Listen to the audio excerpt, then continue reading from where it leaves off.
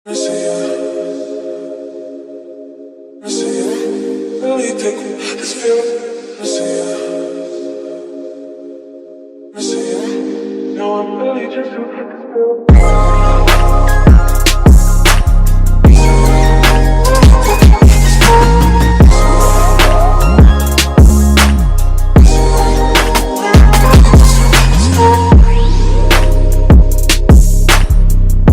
Halo guys, balik lagi bareng Karedik Surabaya. Hari ini aku mau review mobil yang spesial. Yang ini khas JDM banget. Tentunya kalian bakalan tahu di thumbnailnya. Ya langsung aja biar nggak lama-lama, kita langsung bahas mobilnya ya. Ini dia.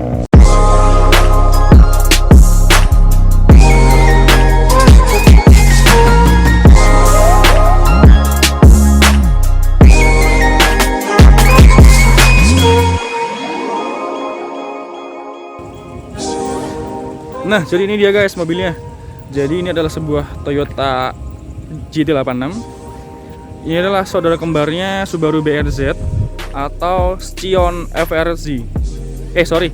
Scion FRS. Yang Scion tuh sekarang udah discontinue. Jadi sejarahnya kalau Scion FRS itu pasar untuk Amerika. Kemudian kalau Toyota 86 ini untuk Indonesia, dan kalau penyebutan untuk di Eropa itu atau di daerahnya itu namanya GT86, tapi lebih tepatnya dia dipanggil GT86 atau Toyota 86. Nah, jadi mobil ini tuh sharing platform sama Subaru BRZ dan Scion FRS, yang dimana untuk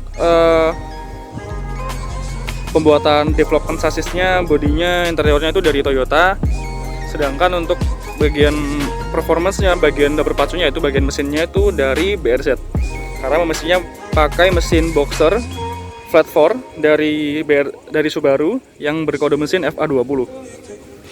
Jadi ini mobil adalah penerus dari Toyota i86 ya guys. Meskipun konteksnya berbeda, karena kalau untuk Toyota i86 itu dia Toyota dari Corolla atau tipe dari Corolla yang liftback. Jadi kalau i86 itu ada dua versi ya guys, ada yang Trueno, ada yang Levin, ada yang sedan, ada yang liftback kayak yang i86 yang dipakai sama Takumi. Dan ini ada beberapa modifikasi yang udah dirubah dari pemiliknya, yaitu teman saya si Dimas. Nah, kalau untuk dari segi eksteriornya, dia ini warna merah ya. Meskipun di sini kelihatan oranye, soalnya di sini malam dan ada cahaya dari LED lampu dari parkiran. Nah, ini untuk eksteriornya, dia bodykitnya pakai bodykit Aero, karena Toyota menyediakan 3 bodykit ya guys. Kalau yang paling bawah itu bodykit biasa. Aku nggak tahu penyebutannya apa, tapi kalau kalian yang tahu, kalian bisa komen di kolom komentar di bawah ini. Kemudian yang bagian tengah-tengahnya yaitu Aero, ini dia yang dipakai sama mobil ini. Yang paling tinggi ada TRD. Nanti aku bakal ngasih tahu gambarnya seperti apa yang TRD. Jadi bodykitnya ini sebenarnya fungsional banget ya guys. Selain untuk aerodinamis, dia juga memiliki visual yang bagus. Nah, seperti ini. Jadi nggak terlalu norak dan kelihatan istimewa sekali. Kemudian untuk di lampunya, nah kalau untuk bagian depan ini sama BRZ beda ya guys. Beda di bumper sama beda di bagian headlampnya. Headlampnya sama sih. Bumper depan aja yang beda guys. Kalau 86 kayak gini, kalau BRZ nanti kayak di atas ini ya. Nanti aku kasih fotonya. Ini untuk di bagian headlampnya dia sudah ada proyektor sama ada tambahan LED. Terus ini ada bagian dari fog lamp. Ini berguna banget untuk ketika jalanan ini ada kabut. Kemudian di sini ada air duct untuk pendinginan di radiatornya. Di sisi sini juga sama. Kemudian di bagian ini ada side marker lampnya. Terus di sini seperti biasa ada logo dari 86. Nah, terus ini di bagian spionnya, ini pakai spion yang karbon. Udah agak memudar warnanya guys. 86 ini atau BRZ atau Scion FRS dari samping kelihatan seksi banget ya guys. Kalau kalian lihat bentuknya ini mirip-mirip ini ya. Kalau dari samping ini mirip-mirip Fairlady, mirip tapi nggak mirip-mirip banget, cuman sekilas saja mirip Fairlady. Dan lekukan bodinya tuh indah banget. Aduh, ini timeless banget sih pastinya. Entah 10 tahun atau 20 tahun ke depan gak bakalan memudar guys ini. Yang namanya dari desainernya ini, dari desain bodinya gak bakalan memudar karena bener-bener timeless banget. Untuk bagian belakangnya, ini ada sebuah ducktail karbon. Ini wah bagus banget, gila sih ini. Di belakang kelihatan semok banget nih, kalian lihat ya, semok banget kan. Nah, terus di belakangnya ada diffuser kas dari 86 yang ada keluar 2 buah tailpipe di belakang. Ini ada body kit belakangnya juga pakai aero juga sama. Sekilas body ini tampak cantik, tampak timeless. Dan biasanya ini mobil dipakai untuk ini ya guys, untuk drift atau untuk track car, karena memang sasis dan bodi mobil ini emang rigid banget untuk jalanan. Untuk handlingnya juga bagus, kemudian untuk tikungan juga enak, gampang dikontrolnya. Karena kontrol mobil ini tuh kayak kita kontrol mobil mainan guys, kayak kita main game. Wah bener-bener ciamik pokoknya dah. Terus bagian atapnya di stiker guys. Ini ada sirip hiu untuk antena mungkin. Nah itu untuk bagian eksteriornya, kita bakalan bahas bagian interiornya ya guys ya. Sorry guys, aku lupa bilang kalau di sini untuk kaki-kakinya dia velgnya pakai CE28 ring 18, lebarnya 8,5 rata, dibalut ban dengan profil 245/35. Terus kemudian untuk di bagian pengeremannya di depan dia pakai 4 pot, untuk yang belakang dia pakai 2 pot. Terus untuk coilovernya dia pakai BC coilover.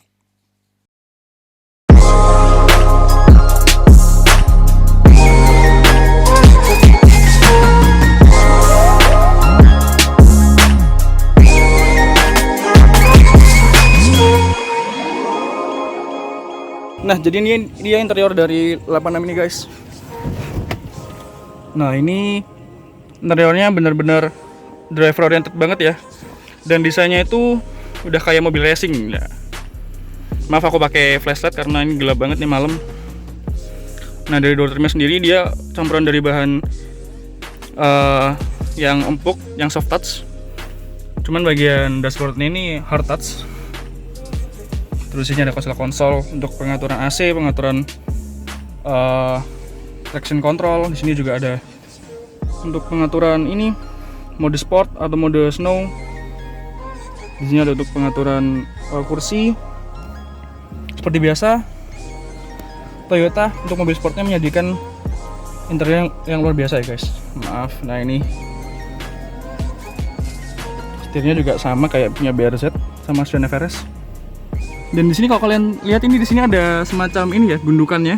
Ini mirip kayak di Toyota Supra guys, Supra yang baru yang Gazoo Racing yang J29. Dan di sini tuh ada apa? Kayak lekukannya gitu guys bagian sini. Di sini bagiannya agak ke atas. Dan joknya ini pakai jok semi bucket ya guys. Jadi emang bener-bener built for track, bener-bener built for race. Pokoknya naik mobil ini tuh menyenangkan sekali guys. Dan di sini dia frameless sama kayak Toyota Carina atau Toyota Supra. Dan ini pengaturan untuk power window-nya, kontrol power window-nya di sini. Pokoknya intinya ini desainnya ergonomis ya guys. Jadi untuk bagian pengemudinya ini ergonomis banget. Di sini juga ada tersedia pedal shift. Jadi untuk Toyota 86 atau BRZ, Subaru BRZ itu jarang banget yang manual. Kebetulan kita dapat yang matic. Makanya di sini dikasih pedal shift biar lebih gampang pengaturan downshift sama upshiftnya. Kita lihat bagian mesin ya guys, seperti apa. Yuk, let's check it out.